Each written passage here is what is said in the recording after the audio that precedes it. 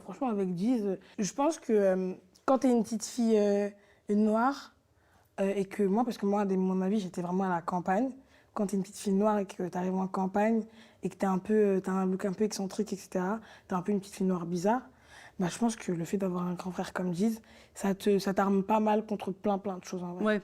Parce que tu rentres à la maison, t'as toujours cette personne qui va te dire ouais mais en vrai c'est eux qui n'ont pas compris, c'est pas toi le problème, c'est eux, ils ont pas la ref, ils ont pas le truc, ils ont pas ce juice, t'inquiète. Et mon frère il me dit toujours un truc, il me disait ouais tu verras en vrai un jour les gens ils se diront ouais Ils vont comprendre. t'es trop stylé, tu vois.